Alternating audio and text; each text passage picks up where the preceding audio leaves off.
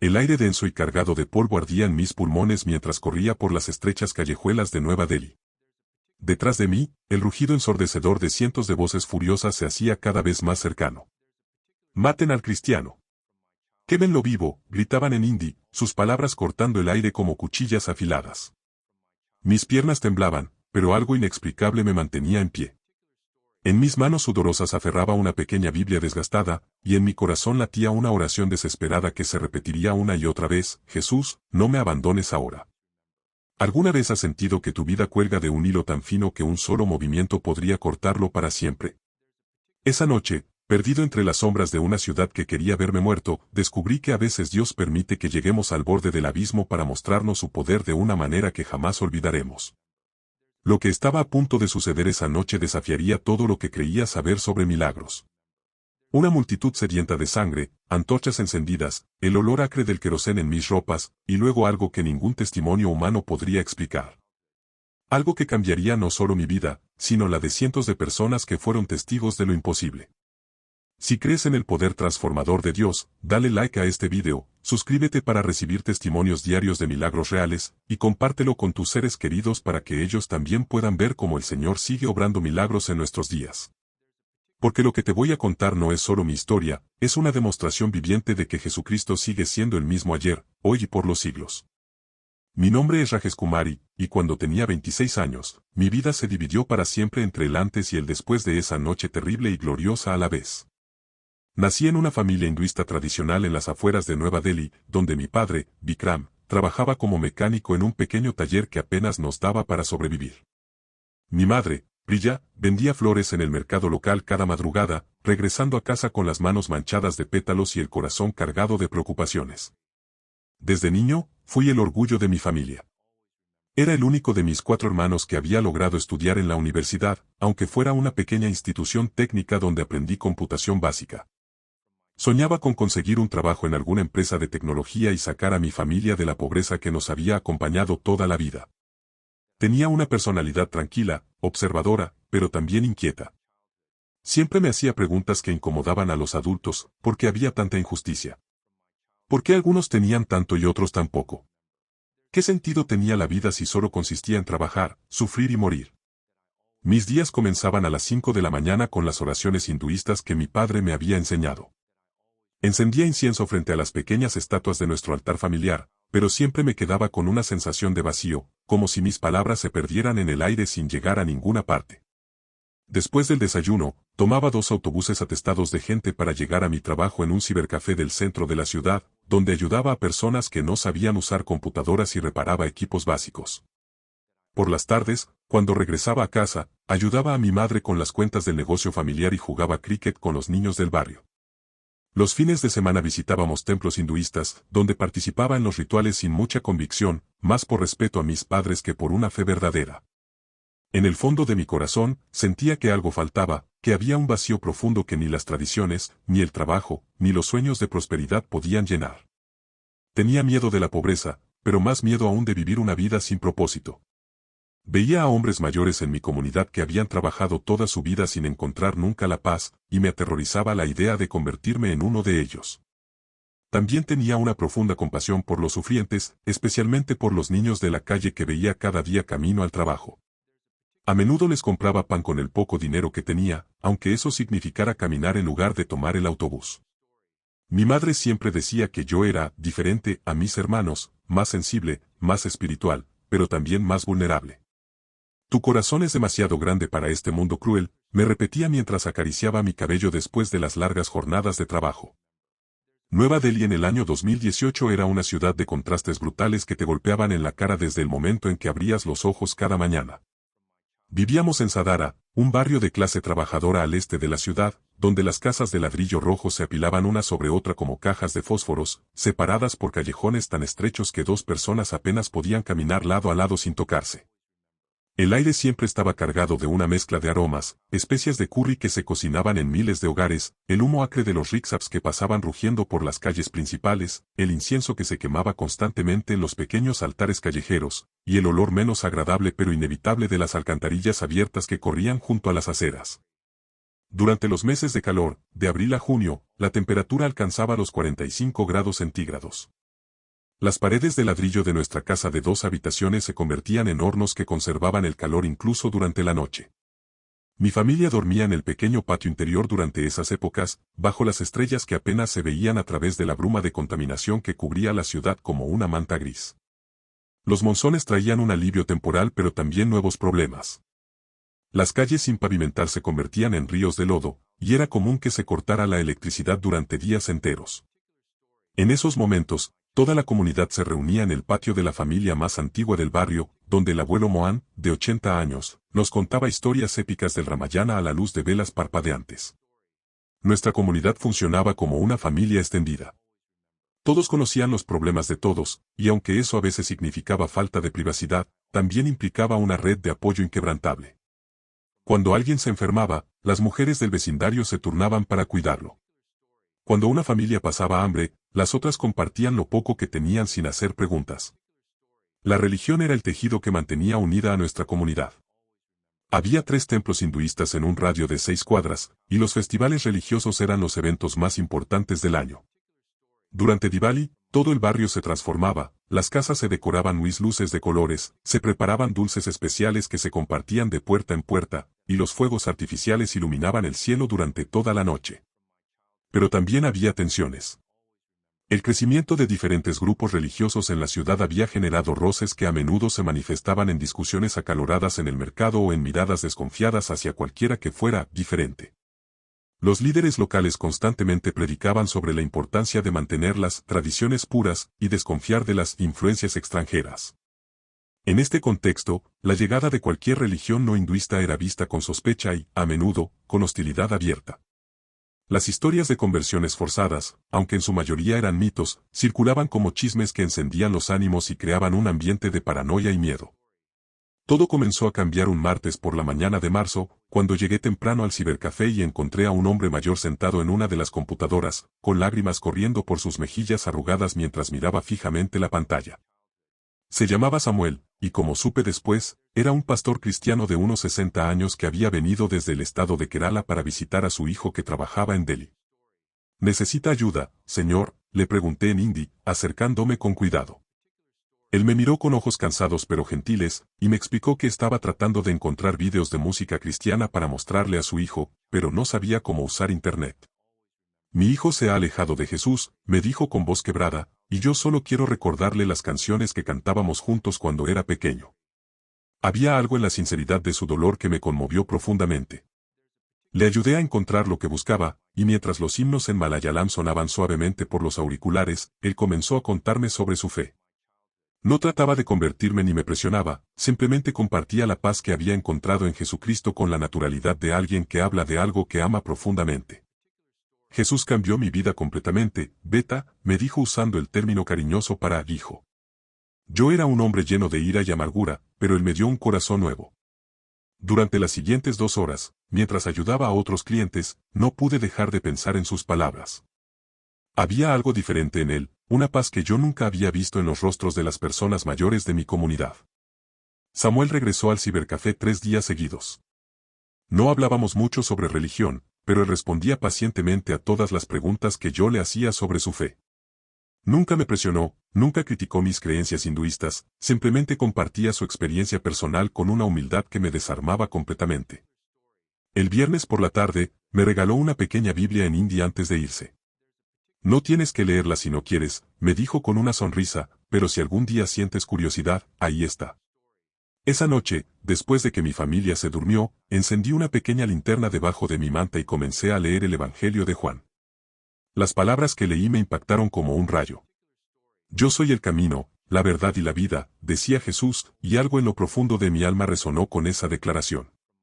Durante las siguientes semanas, leía la Biblia en secreto cada noche, sintiéndome cada vez más atraído hacia la figura de Jesucristo. No era solo una fascinación intelectual, era algo mucho más profundo, como si mi corazón hambriento finalmente hubiera encontrado el alimento que había estado buscando toda mi vida. Un mes después, una noche mientras oraba en silencio en mi pequeña habitación, experimenté algo que cambió mi vida para siempre. Sentí la presencia tangible de Jesús en mi habitación, una presencia llena de amor, perdón y aceptación incondicional. Lloré durante horas esa noche, no de tristeza sino de una alegría indescriptible, sabiendo que finalmente había encontrado la verdad que había estado buscando. Tomé la decisión de entregar mi vida a Jesucristo esa misma noche, sabiendo muy bien las consecuencias que esto podría traer en una comunidad donde la conversión religiosa era vista como la traición más grande que una persona podía cometer. Los primeros meses después de mi conversión fueron como caminar sobre cristales rotos mientras trataba de mantener mi nueva fe en secreto. Cada mañana, cuando mi familia realizaba las oraciones hinduistas, yo movía los labios fingiendo participar, pero en mi corazón oraba a Jesús. Era una tensión constante que me consumía por dentro, dividido entre el amor por mi familia y la verdad que había encontrado en el Evangelio. Encontré una pequeña iglesia cristiana en un barrio lejano, donde comencé a asistir los domingos por la mañana muy temprano, diciéndole a mi familia que había conseguido un trabajo de medio tiempo. El pastor, un hombre humilde llamado David, me recibió con los brazos abiertos y comenzó a discipularme con paciencia infinita. Dios tiene un plan especial para tu vida, Rajes, me decía después de cada estudio bíblico, pero debes estar preparado, porque el enemigo no se queda quieto cuando alguien decide seguir a Cristo.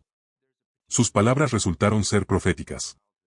Después de 3 meses, mi comportamiento había cambiado tanto que mi familia comenzó a sospechar. Dejé de participar en los rituales familiares con el mismo entusiasmo, ya no acompañaba a mis hermanos a los templos hinduistas, y pasaba mucho tiempo leyendo un libro que mantenía escondido debajo de mi colchón. Una tarde terrible de junio, mi hermano menor, Arjun, encontró mi Biblia mientras buscaba dinero que creía que yo había guardado. El grito que dio cuando vio el libro alertó a toda la familia. En cuestión de minutos, mi padre, mi madre y mis 3 hermanos estaban parados en mi habitación, mirándome con una mezcla de horror, incredulidad y traición en sus ojos. ¿Qué es esto, Rajes?, preguntó mi padre con voz temblorosa, sosteniendo la Biblia como si fuera una serpiente venenosa. Su rostro, normalmente tranquilo y gentil, estaba rojo de ira y dolor. ¿Te has convertido en un cristiano? Has traicionado a tu familia, a tu comunidad, a tus ancestros. No pude mentir más. Con las piernas temblando pero con una paz extraña en el corazón, les dije la verdad. Sí, papá. He encontrado la salvación en Jesucristo. Él ha cambiado mi vida y me ha dado la paz que siempre busqué. El silencio que siguió fue más aterrador que cualquier grito. Mi madre se desplomó en el suelo llorando como si yo hubiera muerto. Mis hermanos me miraban con una mezcla de desprecio y lástima. Mi padre, el hombre más gentil que había conocido, levantó la mano como si fuera a golpearme, pero se detuvo a mitad de camino y salió de la habitación dando un portazo que hizo temblar toda la casa. Las siguientes semanas fueron un infierno emocional. Mis padres organizaron reuniones familiares donde me presionaban para que regresara a la cordura. Trajeron pandits hinduistas que trataron de deprogramarme con rituales especiales.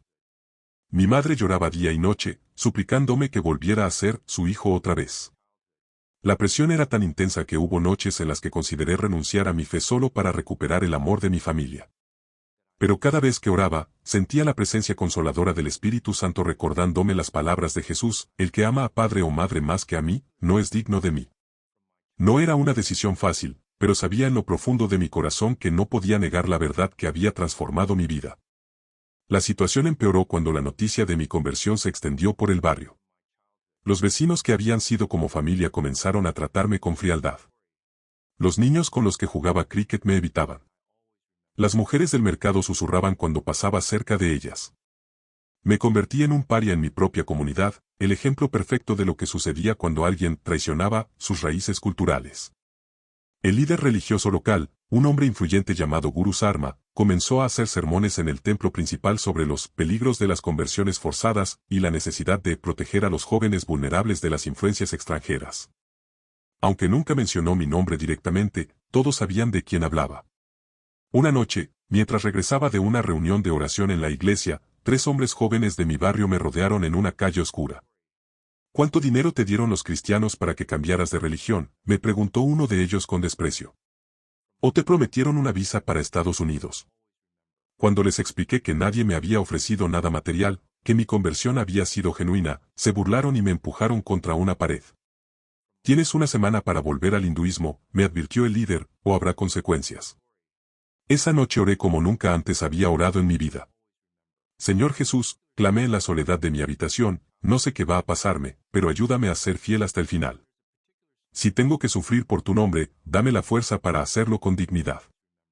La crisis llegó a su punto culminante una noche de viernes, exactamente 6 meses después de mi conversión. Había decidido ser bautizado públicamente el domingo siguiente, y esa noticia había llegado a oídos de los líderes comunitarios más radicales. Guru Sarma organizó una reunión de emergencia en el templo principal, donde proclamó que mi bautismo sería un insulto directo a todos los dioses hinduistas y que la comunidad tenía el deber sagrado de impedirlo a toda costa. Esa noche, alrededor de las 9, escuché voces airadas acercándose a nuestra casa. Me asomé por la ventana y vi una multitud de aproximadamente 100 personas marchando por nuestra calle, muchos de ellos con antorchas encendidas y palos en las manos. Entre ellos reconocí vecinos que habían sido como tíos y hermanos mayores durante toda mi vida, ahora con rostros desfigurados por la ira y el fanatismo religioso. «Saquen al traidor», gritaban en hindi. «Que pague por su traición a los dioses». Mi padre salió de la casa con las manos levantadas, suplicándoles que se fueran.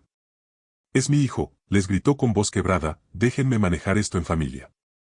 Pero la multitud estaba más allá de la razón. Alguien gritó, «Tu hijo es un cáncer en nuestra comunidad.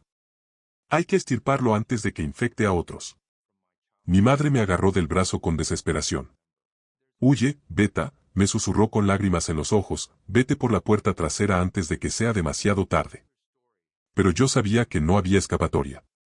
Nuestro patio trasero daba directamente a la casa de los Gupta, y ellos también formaban parte de la multitud. Tomé mi pequeña Biblia, la misma que Samuel me había regalado meses atrás, y salí de la casa para enfrentar a la multitud. El rugido que se levantó cuando me vieron fue ensordecedor. Algunas personas gritaban improperios, otras recitaban mantras hinduistas como si fueran exorcismos, y los más radicales coreaban, «muerte al cristiano». «Quémenlo vivo». Guru Sarma se adelantó con una sonrisa cruel en su rostro. «Rajesh Kumari», proclamó con voz teatral, «ha sido encontrado culpable de traición espiritual y corrupción cultural. Te damos una última oportunidad, renuncia públicamente a tu fe falsa, quema esa Biblia demoníaca, y pide perdón a nuestros dioses sagrados. Si no lo haces, serás purificado por el fuego». El miedo me paralizaba, pero también sentía una paz sobrenatural que no podía explicar. «No puedo negar a Jesucristo», respondí con voz temblorosa pero firme. «Él es mi Salvador y mi Señor. Prefiero morir antes que traicionarlo». La reacción fue instantánea y aterradora. Varias personas comenzaron a rociar mi ropa con querosén que habían traído en bidones. El olor acre me quemaba las fosas nasales y me hacía llorar los ojos. Alguien me empujó hacia el centro de un círculo que la multitud había formado, mientras otros apilaban ramas secas y periódicos a mi alrededor. «¡Quémenlo! ¡Quémenlo!», rugía la multitud en un coro diabólico.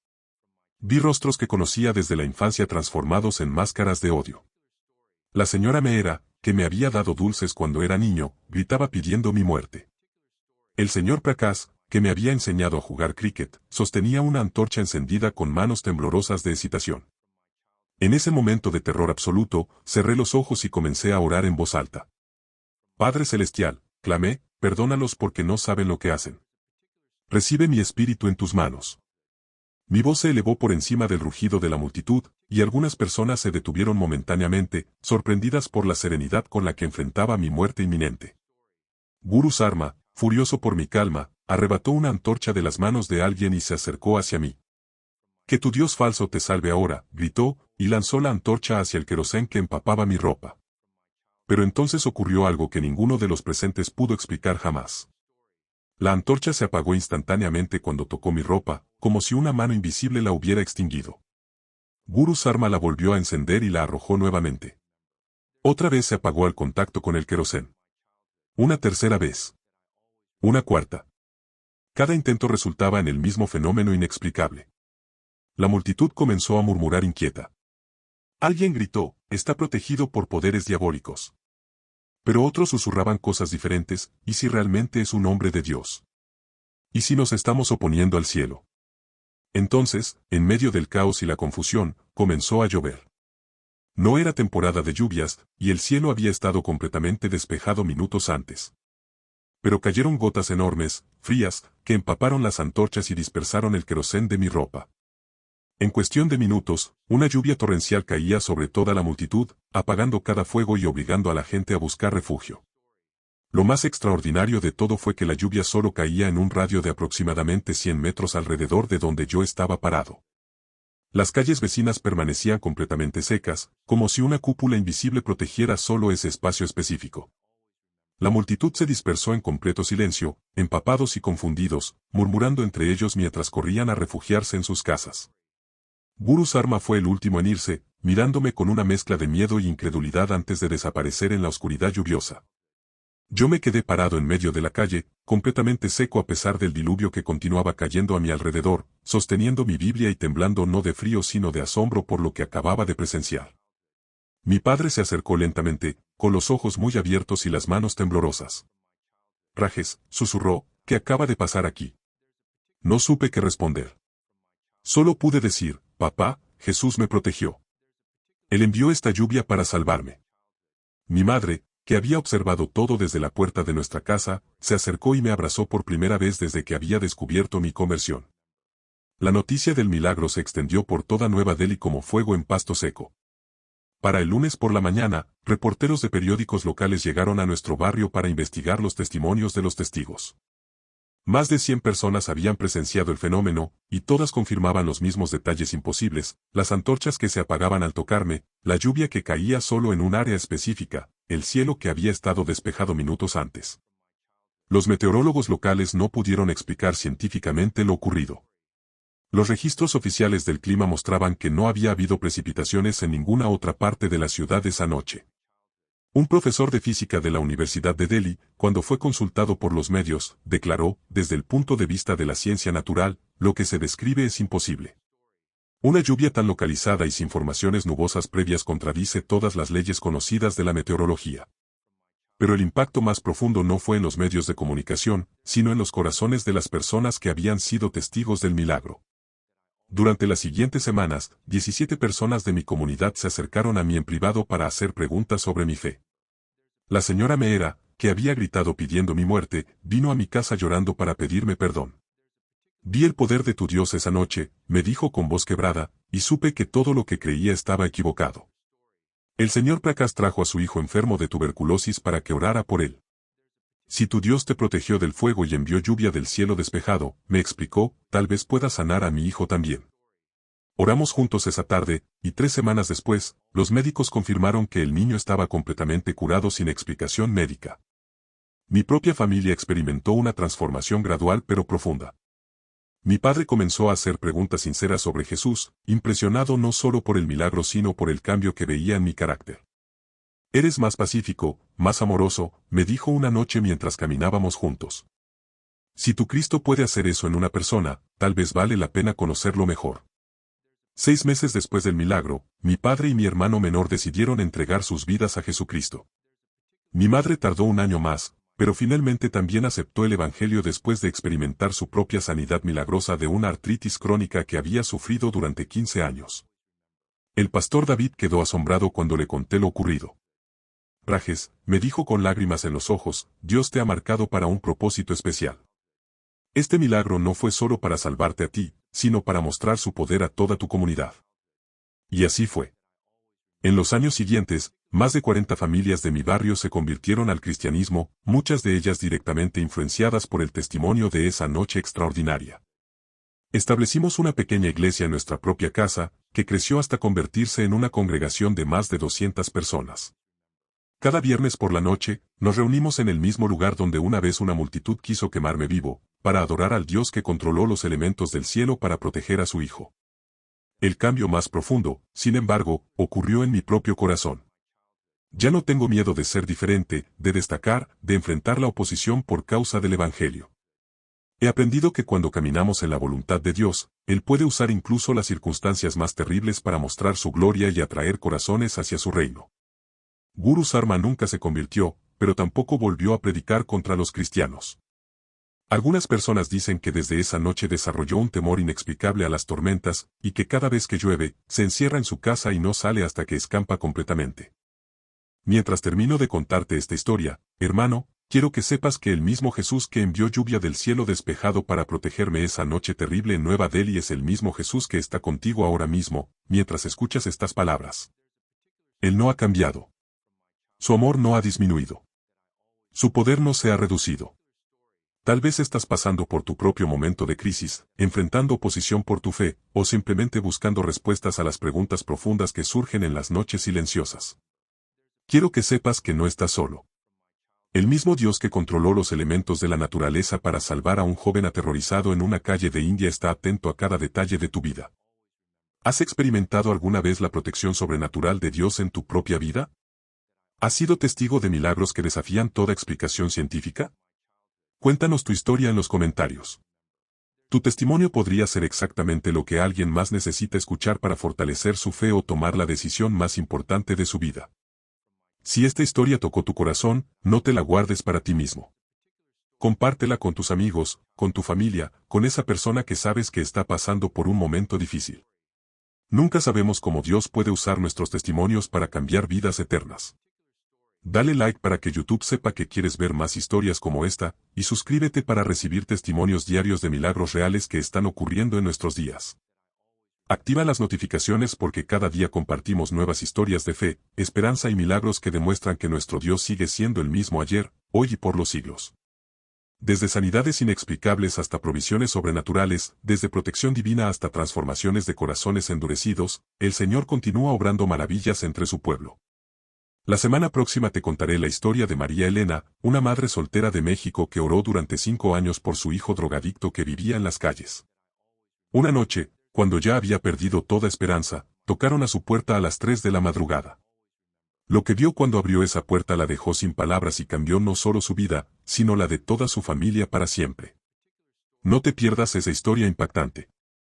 Mientras tanto, recuerda, no importa cuán oscura parezca tu situación, no importa cuán imposible se vea tu circunstancia, el mismo Dios que envió lluvia del cielo despejado en Nueva Delhi está escribiendo también tu historia de milagros. Solo confía en Él, mantente firme en su palabra, y prepárate para ser testigo de su poder sobrenatural en tu propia vida. Que la paz de Cristo esté contigo, y que nunca olvides que eres profundamente amado por el Creador del universo, quien controla el viento, la lluvia, y cada latido de tu corazón. Hasta la próxima historia, hermano. Dios te bendiga abundantemente.